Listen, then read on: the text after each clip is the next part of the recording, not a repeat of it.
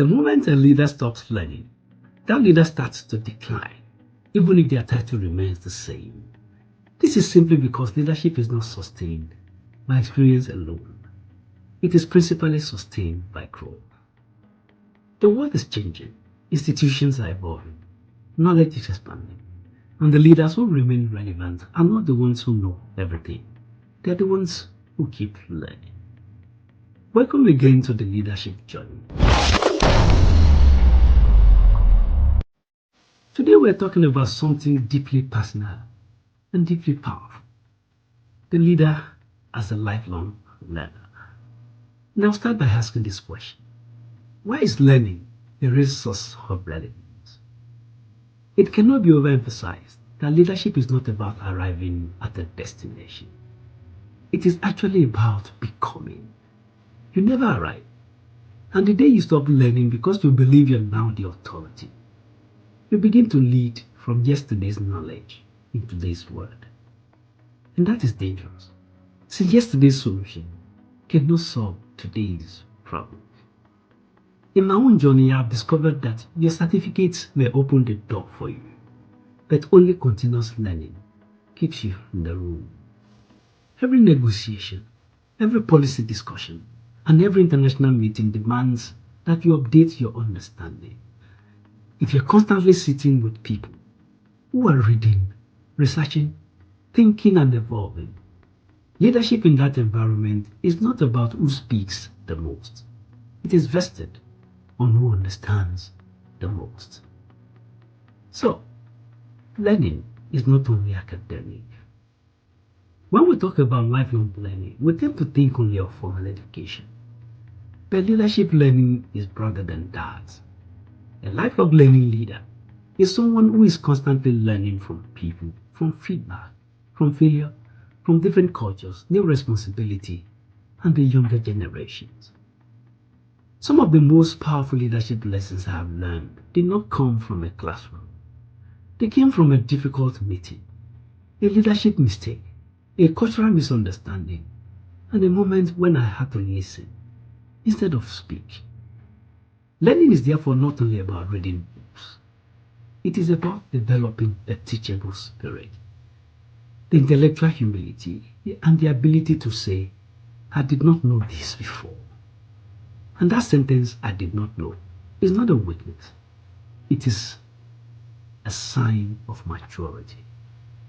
Now you may wonder, if lifelong learning is that important, why do some leaders stop learning? Let me be honest here. There are probably 3 reasons for this. Number 1 is when success becomes a trap. You see, when people start celebrating you, you may start believing you no longer need growth. And secondly, when position creates distance, the higher you go, the fewer people correct you. And if you are not intentional, you will live in an echo chamber. And thirdly, when ego replaces curiosity. Curiosity asks questions, ego defends answers.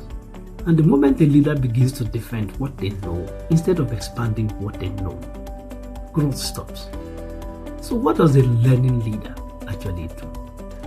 I'll make this practical. Number 1, they read consistently. Not for information, but for transformation. Number 2, they listen. They listen to people who think differently. They ask questions not to impress, but to understand. They also unlearn. Some of your greatest growth will come from letting go of what used to work. And finally, they learn from younger people. In today's world, leadership is not only top-down. Sometimes the future is sitting in the room, and it is 25 years old. A lifelong learner is not threatened by that. A lifelong learner is enriched by it. Now for some practical real-life leadership example. I'll say that in the multilateral environment, you quickly discover something.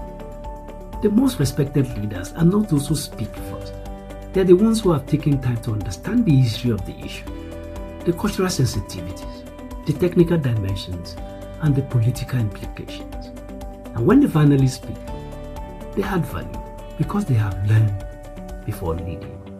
That is the discipline of leadership. Did you then know that every learning leader has an inner attitude? At the heart of lifelong learning is not only intelligence, there is posture. The posture that says, I can grow, I can improve, and I can become better. And this posture keeps you on your leadership track. It keeps you fresh, relevant, humble, and influential. Because people naturally trust leaders who are still growing. Let me leave you now with this final question to reflect upon this week. When was the last time you learned something that changed how you lead? Not something you taught, but something that you learned. Because leadership is not proven by how much you know.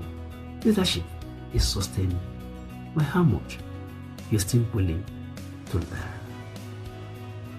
If this episode spoke to you, please like it, share it with a growing leader, and subscribe to the Leadership Journey. Remember, the best leaders are not those who have arrived. They're those who are still learning. Those on the leadership journey. Thank you for listening today, and see you next time.